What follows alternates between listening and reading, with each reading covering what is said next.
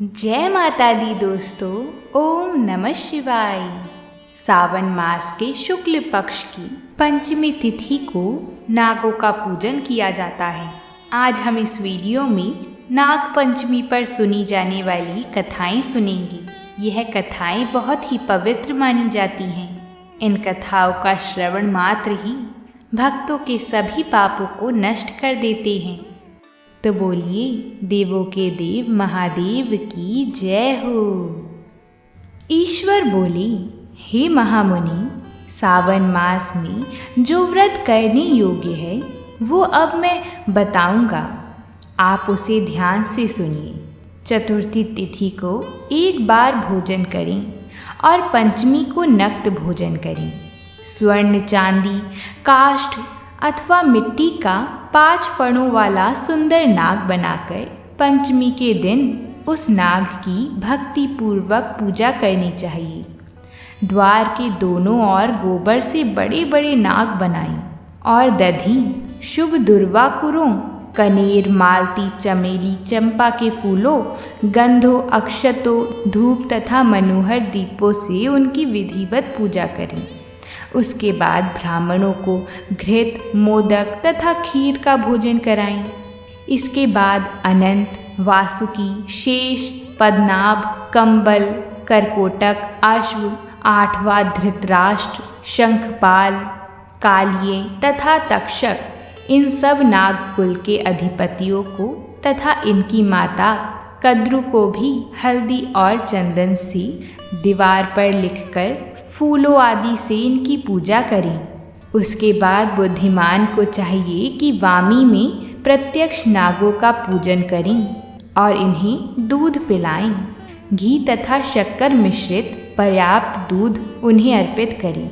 उस दिन व्यक्ति लोहे के पात्र में पूड़ी आदि ना बनाए। नैवेद्य के लिए गोधूम का पायस भक्ति पूर्वक अर्पण करें। भुने हुए चने, धान का लावा तथा जो सर्पों को अर्पित करना चाहिए और स्वयं भी उन्हें ग्रहण करना चाहिए। बच्चों को भी यही खिलाना चाहिए, इससे उनके दांत मजबूत होते हैं।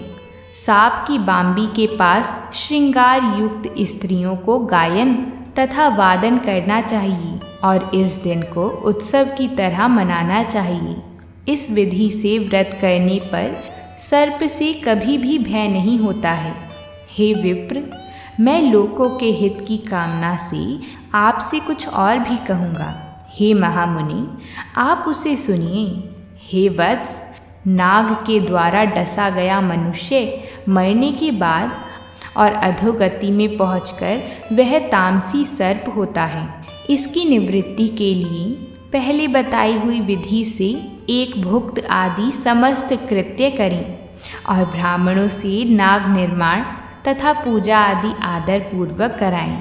इस प्रकार 12 मासों में प्रत्येक मास में शुक्ल पक्ष की पंचमी तिथि को इस व्रत का अनुष्ठान करें और वर्ष के पूरा होने पर नागों के निमित्त ब्राह्मणों तथा सन्यासियों को भोजन कराएं।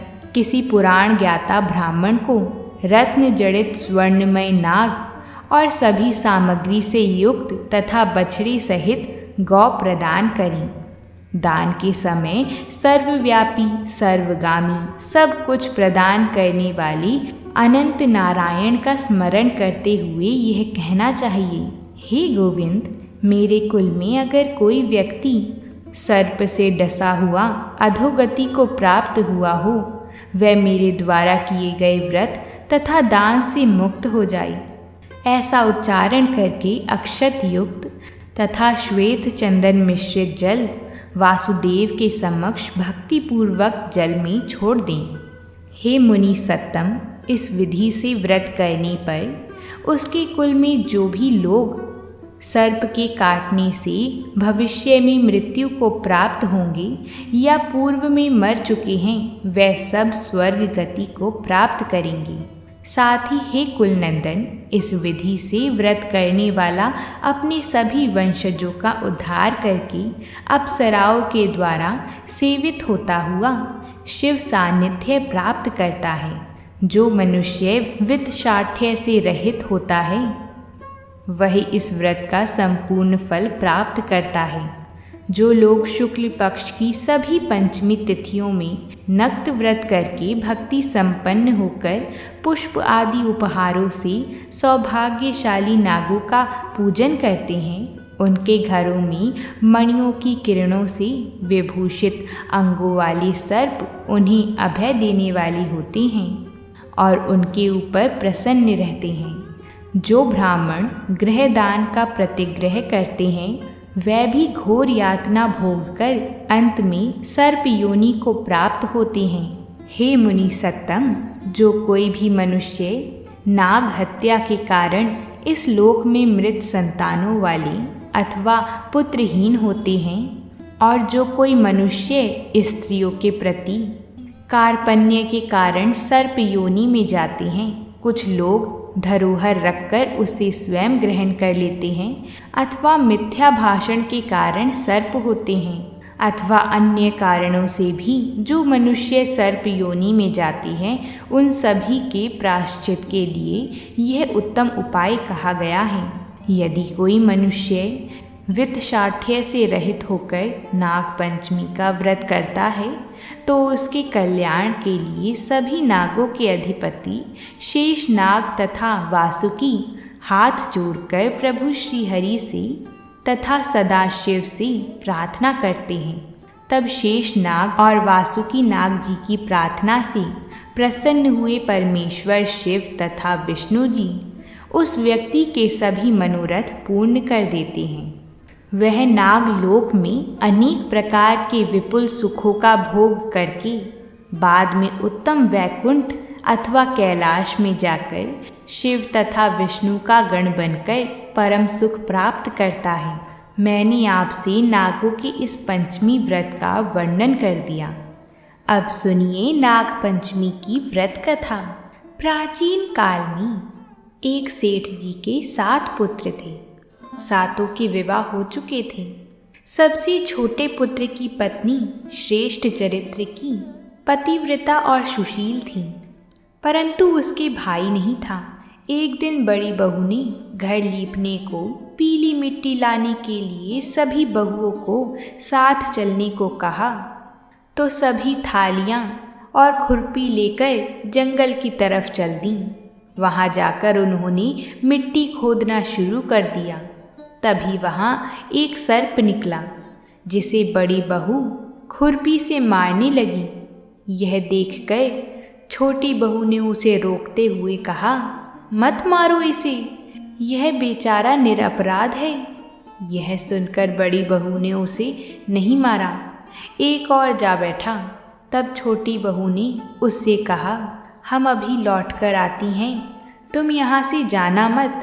यह कहकर वह सबके साथ मिट्टी लेकर घर चली गई और वहाँ कामकाज में फंसकर सर्प से जो वादा किया था उसे भूल गई। उसे दूसरे दिन वह बात याद आई तो सबको साथ लेकर वहाँ पहुँची और सर्प को उस स्थान पर बैठा देखकर बोली, सर्प भैया नमस्कार।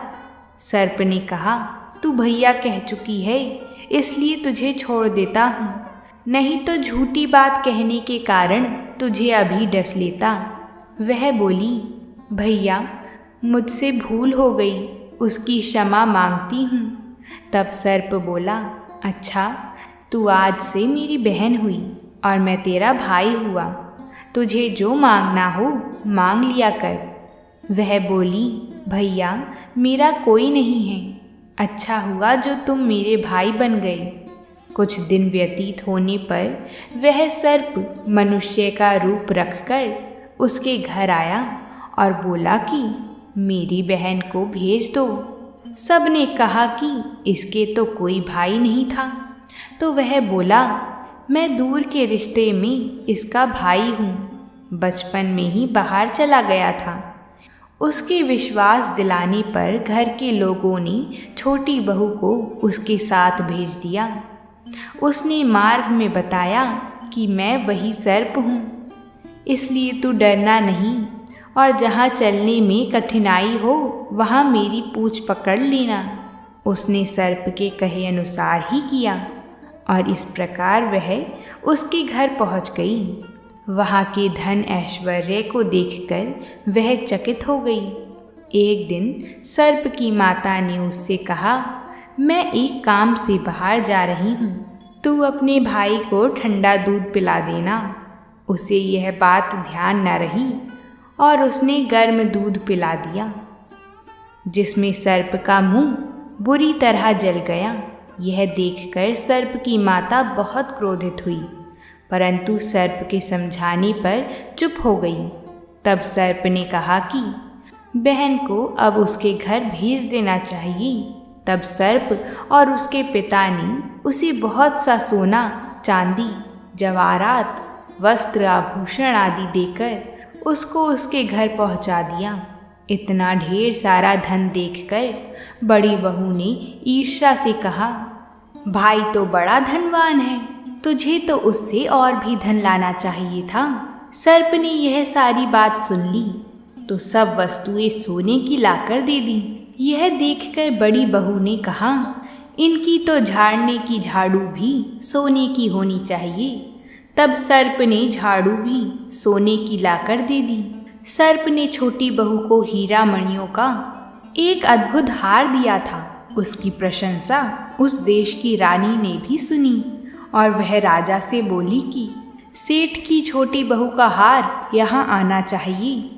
राजा ने मंत्री को हुक्म दिया कि उससे वह हार लेकर शीघ्र उपस्थित हो। मंत्री ने सेठ जी से जाकर कहा कि महारानी जी छोटी बहू का हार पहनेंगी, वह उससे लेकर मुझे दे दो। सेठ जी ने डर के कारण छोटी बहू से हार मांगकर दे दिया। छोटी बहू को यह बात बहुत बुरी लगी। उसने अपने सर्प भाई को याद किया और उसके आने पर प्रार्थना की, भैया, रानी ने हार छीन लिया है, तुम कुछ ऐसा करो जब वह हार उसके गले में रहे तब तक के लिए सर्प बन जाए, और जब वह मुझे लौटा दे तब हीरो और मणियों का हो जाए। सर्प ने ठीक वैसा ही किया। जैसे ही रानी ने हार पहना वैसे ही वह सर्प बन गया। यह देखकर रानी चीख पड़ी और रोने लगी। यह देखकर राजा ने सेठ के पास खबर भेजी कि छोटी बहू को तुरंत भेजो। सेठ जी डर गए कि राजा ना जाने क्या करेगा। वह स्वयं छोटी बहू को साथ लेकर उपस्थित हुआ। राजा ने छोटी बहू से पूछा, तूने क्या जादू किया है? मैं तुझे दंड दूंगा। छोटी बहू बोली, राजन, मुझे क्षमा कीजिए। यह हार ही ऐसा है कि मेरे गले में हीरो और मणियों का रहता है और दूसरे के गले में सर्प का बन जाता है। यह सुनकर राजा ने वह सर्प बना हार उसे देकर कहा, अभी पहन कर दिखाओ। छोटी बहू ने जैसे ही उसे पहना वैसे ही हीरो और मणियों का हार हो गया। वह देखकर राजा को उसकी बात का विश्वास हो गया और उसने प्रसन्न होकर उसे बहुत सी मुद्राएं भी पुरस्कार में दी। छोटी बहू अपने हार और धन सहित घर लौट आई। उसके धन को देखकर बड़ी बहू ने ईर्ष्या के कारण उसके पति को सिखाया कि छोटी बहू के पास कहीं से धन आया है। यह सुनकर उसके पति ने अपनी पत्नी को बुलाकर कहा, ठीक ठीक बताओ, यह धन तुझे कौन देता है? तब वह सर्प को याद करने लगी। तब उसे सर्प ने प्रकट होकर दर्शन दिए और कहा, यदि मेरी धर्म बहन के आचरण पर संदेह प्रकट करेंगी तो मैं उसे खा लूँगा। यह सुनकर छोटी बहू का पति बहुत प्रसन्न हुआ और उसने सर्प देवता का बड़ा सत्कार किया।